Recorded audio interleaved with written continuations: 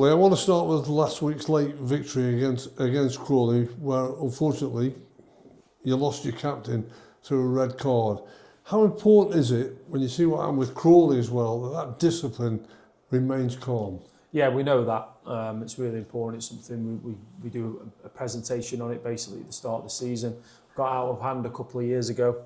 Last year, miles better means we're never going to have a big squad, so it means we don't lose players through suspension. Yes, players, yellow cards and part and parcel of football, and we're going to accumulate some yellow cards, but just having that discipline. I don't think it's a lack of discipline from Mickey, but we don't want it to creep into us. That could cost us our discipline at some point during the season. We don't want that to happen. So we've spoke to Mickey about it. Players that get unnecessary yellow cards also will get a fine. They know that. That's part and parcel of the presentation.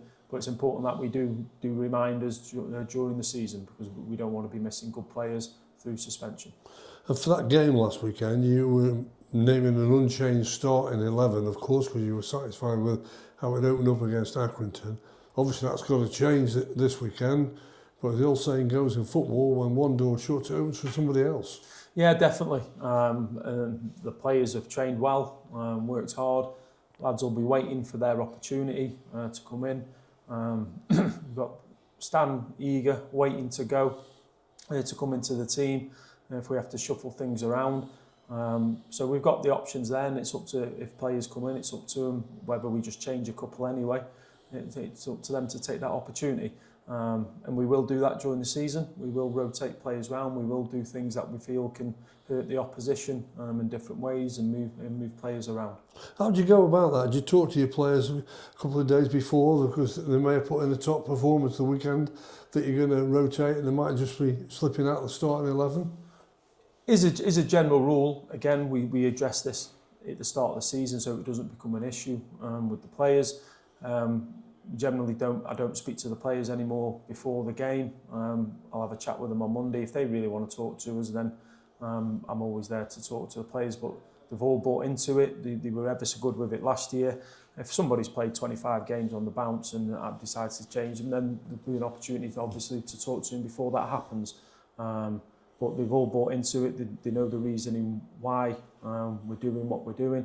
Then players might get on the pitch who come out the team and score a goal, and they don't want to speak to you on Monday. So it's just having that level of professionalism so we can concentrate on what we want to, and that's winning games on a Saturday afternoon.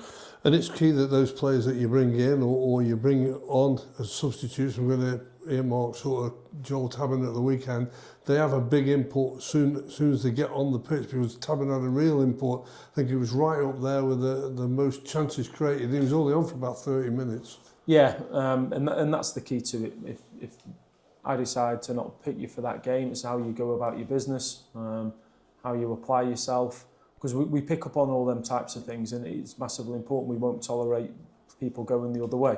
But Joel's a professional, as good as you'll get.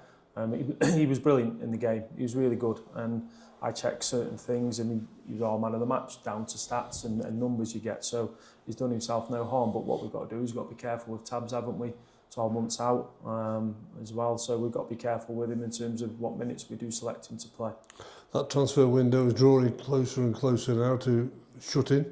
Have you any updates? Anything developing? Yeah, we're talking to a couple. I'm not sure where that will lead. I have to be brutally honest with that. I'm not sure where that will lead.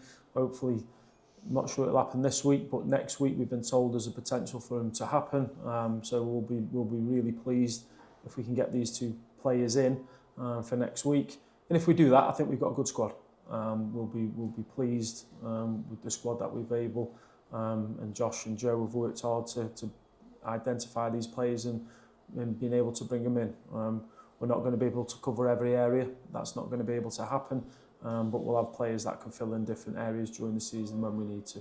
Well, you've already added 4, and they've all come from good clubs as well. And if you can get a couple more over the white line as well, as you mentioned there, you'd be satisfied with how it's gone over here, because obviously you had a big turnaround of players in the beginning of May when they were leaving. Yeah, we knew there was going to be a big turnaround of players in terms of players leaving. And then what we were able to do this summer, it's gone a little bit slower than I would have hoped initially. but we'll get there. Patience, again, we could have signed players, but we want to try and sign players that are going to come in and compete like we always have done with our loan players. So if we get to where we want to get to, we'll be generally happy. We're now preparing for the visit of Northampton. Last week there was a club that had a lot of change in the summer. These are another one, Northampton. Yeah, exactly the same. Big turnaround of players, obviously come down a division, trying to put structures in place so they can potentially go again and climb up the league again. That'll be their aim. Decent club, Northampton, but we've got to just be mindful of what we're trying to do on Saturday and how we can hurt the opposition. Always respect the opposition, but we've got to concentrate on what we want to do and try and attack the opposition. Is that the key to what you want from your players on the front foot? Yeah, absolutely. That's what we always want. There'll be moments in the game. They'll make some passes. There'll be moments in the game where you have to be disciplined with what you're doing, but certainly want to be on the front foot at home. Every manager will say that about their team when they're playing at home, particularly the first league game of the season. But no, we're excited to go into the game. We've got no fresh injuries with that, so we've been doing some good work over the last couple of days. So we're excited for the game. Just on those injuries, is there anybody close to coming back? Or in loan, Thomas, and just an update on your goalkeeper now? Yeah, CT's like I say, been doing his little bits. He's out kicking a ball around, etc., stuff like that. Lunty, we just got to let the symptoms of what's going on in and around his groin areas to settle down. But he'll be fine, Owen. It'll just be a matter of managing the amount of minutes he's played. Calamagius have played over the last 12 months. We're going to get these types of things.